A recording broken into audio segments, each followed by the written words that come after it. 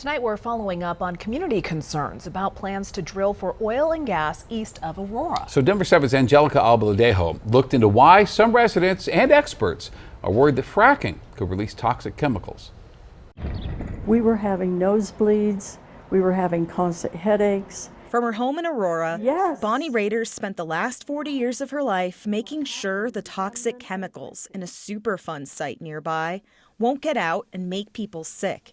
There's 138 million gallons of toxic waste in the site in online pits, and that is over 100 different chemicals. Chemicals dumped into unlined pits from the 1960s until the 1980s, when the Environmental Protection Agency, the EPA, figured out the chemicals were contaminating the soil and groundwater. The Superfund site was designed to contain those chemicals, not clean them up, but contain them. So Raider and her neighbor Tom Kraus joined an advisory group helping the EPA.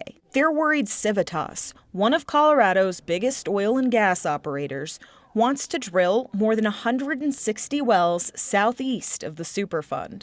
What are we going to do if those pits are breached and that the chemicals, 138 million gallons of chemicals, flow down into our aquifers? It can ruin the water all the way from Pueblo to Wyoming. Worries shared by the EPA, which sent a letter to Civitas late last year saying it's concerned fracking near or under the Superfund could lead to a significant unintended release of hazardous substances. Civitas wrote back they still plan to drill wells from a pad 2.5 miles east of the Superfund. Civitas says there's no evidence fracking poses any heightened risk, but they agreed to keep their underground horizontal drilling roughly half a mile away from the Superfund. But why take the risk? Raiders Group is asking Civitas to study the risk for earthquakes as a precaution. But Justin Rubenstein, an expert on earthquakes caused by oil and gas operations, says even with those studies, it's not necessarily a silver bullet. A lot of induced seismicity actually occurs on faults that we don't know about. Whether that could happen near the Superfund, that's not really something we can predict. That's why Raider isn't giving up. We're just saying let's use some caution. Reporting from Aurora, our water is our lifeblood.